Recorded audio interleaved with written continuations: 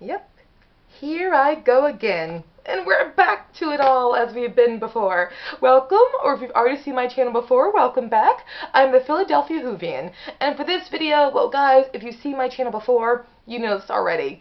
I have a deep desire to be a Doctor Who novelist. That's what I'm dreaming about, aspiring to, and will fight to be for the rest of my life probably. And so I'm here to announce that I have published another Doctor Who novel called The Sun Eater. Sorry for the brightness of the light, but there it is, The Sun Eater. Look at that. One of my favorite covers I've ever done. Alright, so giving you some history, brief history about my time as a Doctor Who fan fiction writer, which I am not ashamed to be at all, is that I first began writing the novel series, the trilogy called Doctor Who, The Time of the Companions, which followed the 9th, 10th, 11th, and 12th Doctors in alternating chapters that, followed their adventures, and then also had many companions in it, as well as the 5th through 8th Doctors also made an appearance at the end.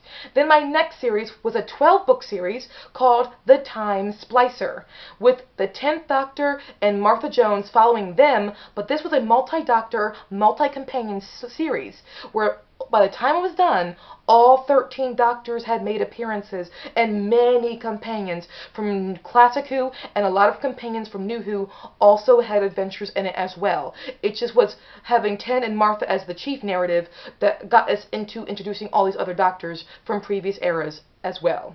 Then we get to my new series, the one that we're talking about now, 11's Continued Adventures, and I shall show the previous ones in the series. Ta-da! 11's Continued Adventures. There it is. And a couple more books, actually. Yeah, because that was book 8 that I'm talking about now. These two as well. 11's Continued Adventures. In 11's Continued Adventures, this series takes place right at the end of Time of the Doctor and MB4 Deep Breath.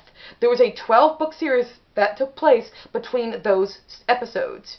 And the reason why is because the 12th Doctor went back in time to Trenzalore and he froze the 11th Doctor's regeneration, or he halted it, and he canceled out the regeneration energy. He delayed the 11th Doctor regenerating into him, so together their Time Lord energy could be used to save Donna Noble. That was in a previous series. I know it sounds far-fetched, but give me a chance, please. Please give me a chance. So as a result, the 11th Doctor is living on borrowed time. He knows eventually he will have to go back to Trenzalore and regenerate into 12, but now he's a much longer time after the time of the Doctor. He will regenerate, and the 12th Doctor's era will continue as it always has. But the 12th Doctor needed him to do this with him to save Donna Noble. Now we have 11's Continued Adventures, where he knows he will regenerate one day, but he's got all these adventures leading up to it, or before it. That brings us to The Sun Eater. Sorry for again the glare. It's the sunlight. What can you do? The Sun Eater takes place after the incidents of Life is a Highway and Death's Door, where previously the 11th Doctor had an adventure with Nyssa, Martha Jones, Mickey Smith, and his then companions at the time, Clara Oswald and Hilla Decorian. If you think that name sounds familiar, Hilla Decorian, it does. She was from the episode from Series 7 called Hide. That Hilla Decorian is now a companion to the 11th Doctor. So Clara, Hilla, and the 11th Doctor join up with Martha Jones, Mickey Smith, and Nyssa to solve a problem on a planet called Quinius. The problem gets solved, but there's a lot of tragedy that happens in the process of that. And that's where the Sun Eater picks up, where the 11th Doctor chooses to stay in London with Clara and Nyssa staying with him, because they're going to stay with Martha and make sure she is safe after the experiences of the previous book. But also, it's not just Martha, it's her daughter, Susan. Martha and Mickey Smith had a daughter named Susan. Yes, the same name as the Doctor's granddaughter, Susan. And they're worried the villain from the previous book is going to come after Martha, so the 11th Doctor stays in London, lives there, and they're all like one big family.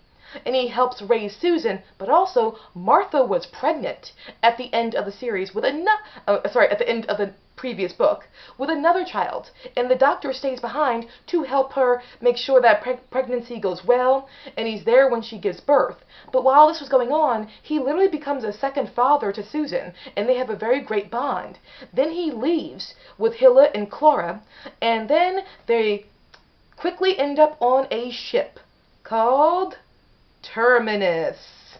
Yes, if any of you have seen the Fifth Doctor's era, you know that Terminus is the name of the story from the Black Guardian trilogy from the second season of the Fifth Doctor's era. Yeah, the Doctor, the 11th Doctor, is back on the ship that he has not been on since his 5th incarnation. And here's where it changes now. Terminus is a story that I like. I know a lot of people are not crazy about it, but I love Terminus.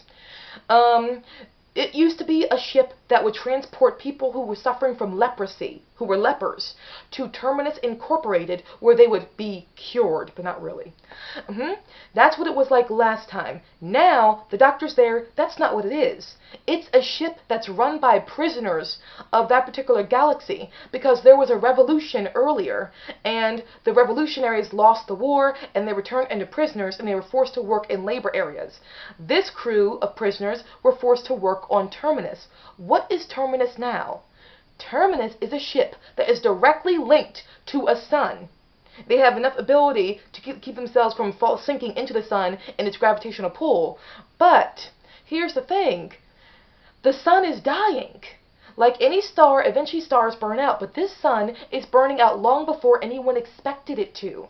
And so Terminus is used to pump UV rays that it harnesses from the stars and the moon in the galaxy, pump to take that light and put it back into the sun to keep the sun from dying out.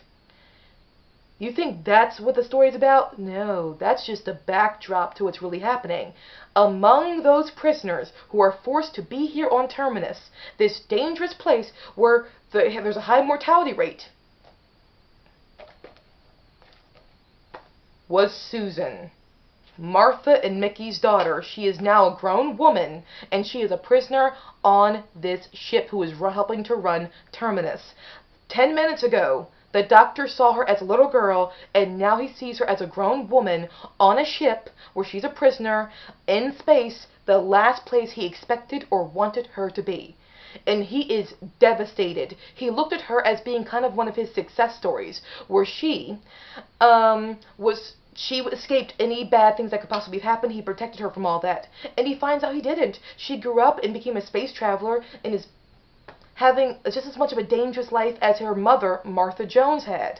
And he feels very defeated in this way, seeing Susan, this girl he thought he had done right by, growing up and becoming similar to what her mother had gone through when she was a companion alongside him.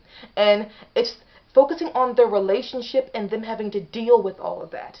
And eventually we find who the Sun Eater was the entire time that is responsible for this sun decaying a lot sooner than they thought it was going to. So, thank you so much, guys, for watching. Again, this book is free on my website, and I'm going to give you the link down below so that you guys can easily download the book if you want to. It's copywritten, so it's completely, protected to buy, but, protected. Sorry.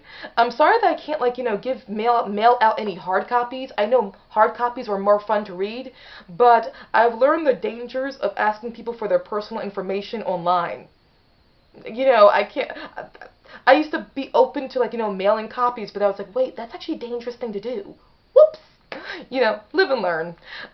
So there's that. But again, it's free to download. And again, guys, thank you so much for watching. Because the fact is, even though my work is copywritten, you can still easily be a victim of plagiarism, especially in the Doctor Who world, where someone who is more prestigious in the Doctor Who community of novelists or BBC books can take your idea, work it and tweak it and make it look like it was their idea the entire time.